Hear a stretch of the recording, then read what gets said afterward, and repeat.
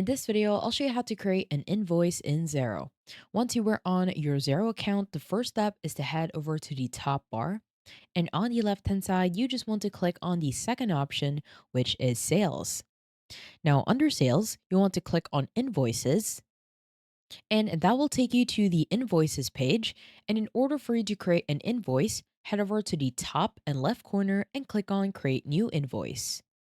Now that will take you to the new invoice section, and from here, you just want to add the details of your invoice. On the contact section, this is where you can add the contact for the invoice. Now, let's say we want to add a new name, and once you add a new name and it was not found within your contact section, at the very top, you can just simply click on create the name as a new contact.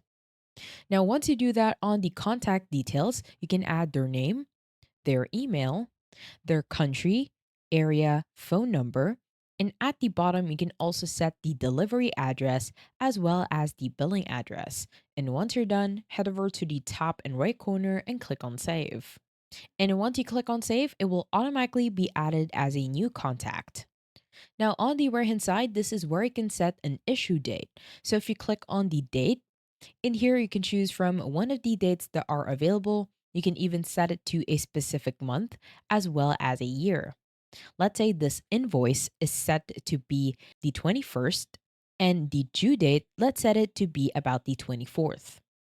Now, on the right hand side, you can set an invoice number. You can even edit the invoice number into however you want it to be. And on the reference, it is in good practice that you set it to the order number of the contact. Now, on the right hand side, you want to click on online payments. And from here, you just want to add your online payment. For my payment, it will be PayPal. And at the bottom and the right hand side, just simply click on save. Now, at the bottom, we have here the currency. So if you click on the drop down, you can set it to be your country's currency, or at the bottom, you can even set it to USD, or what we call as United States dollar. Now, on the right hand side, you can set taxes. So on the drop down, you can set it to be tax inclusive, tax exclusive, as well as no taxed. Now, at the bottom, this is where you can add an item. So if you click on the item, in here you can add your product. Now, it will automatically add the description, the quantity, the price, the discount, the account, the tax rate, the tax amount if you do want to add tax, the project, as well as the amount.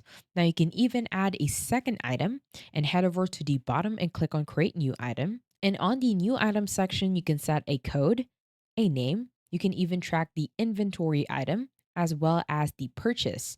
You can also set it to purchase or sale, and once you're done, simply head over to the bottom and right corner and click on save. Now, at the bottom, you can even attach files. So if you click on the drop down, you can choose to upload a file or add from your file library, which is from Xero. And once you're done with the details of your invoice, head over to the top bar, and on the right hand side, just simply click on approve and email.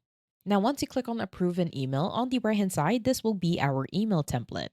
So on the left hand side, you can add a carbon copy as well as a blind carbon copy for the email. This will be the customer email, as well as you can do a CC. You can add another person as well as a blind carbon copy if that is something that you want to do. And on the email template, this will only be set as basic. Now you can change the subject as well as the message. And on the message section, if we set our mouse on a specific area, this is where we can add placeholders. So at the bottom, if you click on add placeholders, in here we can add the contact name as well as the amount due, currency due, due date, and if you scroll down, you'll see all of the placeholders in which you can add.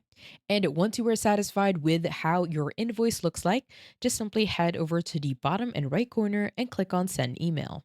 I hope you found this tutorial helpful. Please let me know if you have any other questions in the comment section below, and I will try my best to help you out.